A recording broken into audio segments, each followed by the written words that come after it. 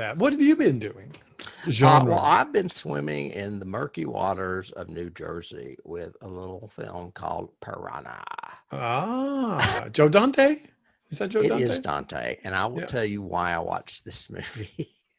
This movie has a lot in common with the 1963 version of The Raven. So much talent behind it. And I kid you not, it was produced by Roger Corman. It was directed by Joe Dante. Wasn't it written by Cameron? John Sayles wrote it. What? No way John Sayles wrote Piranha. John Sayles wrote it. Rob Bottin did the effects. No way. Yes. And God, who does it star? Because from what I remember, that movie sucked. It's not good. So it has that in common with the 1963 version of The Terror as well. Also having been produced on the cheap by Roger Corman. It stars Bradford Dillman, who you would recognize. Yes. His picture's up there. 70s actor. As well as a woman named Heather Menzies Urich, who was one of the daughters in Sound of Music. Okay, great. It has Kevin McCarthy, who is actually getting devoured up above me, if you recognize the bloody face. Keenan Wynn is in it. Oh, my God. Dick Miller is in it. Barbara Steele is in it. What? I mean, that's what I'm saying. I was like, I have to watch this. There's too many reasons. It should have been great.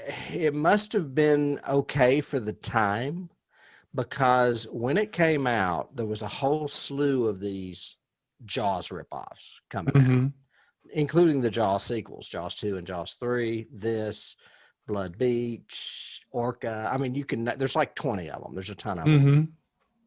And Universal did Jaws. Is that right? Yes. Yeah. Universal was going to sue Roger Corman, whatever company he was with, New World, whatever. And Spielberg saw the movie and loved it and said, no, this is not a ripoff of Jaws.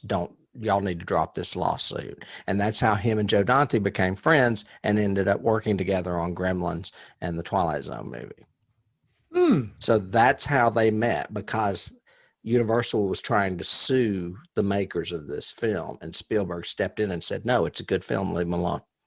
Yeah, I think I remember reading that he noticed Dante because of Piranha, and that's why he wanted to, produce for him as a younger director kind of thing. Yes. And I think you're right about Cameron. I think Cameron's first movie was the sequel to this. Piranha 2. The Spawning or something like that. I've not seen that. Yeah, I stayed up watching this piece of crap last night. And it's ridiculous. They're a tropical fish, but they're in New Jersey, but it's a mutant strand. And the government knows about it because they were being bred to send to Vietnam so that we could win the war. And then the war was over and they didn't know what to do with them. And they just, I guess, left them in New Jersey. Left them in New Jersey. Yeah, just released them into the wild. Barbara Steele overacts like nobody's business in this movie. I've never seen those Christina Ricci eyes any bigger than they are in this movie. Rob Bottin was 17 years old when he did the effects for this movie. Wow. And went on a few years later, 4 years later, to do The Thing with Kurt Russell. The Thing. And didn't Bottin do Howling as well?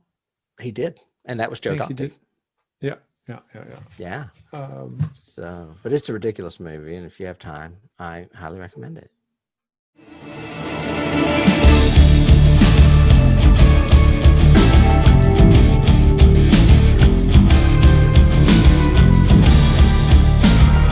You can't start the car. Johnny has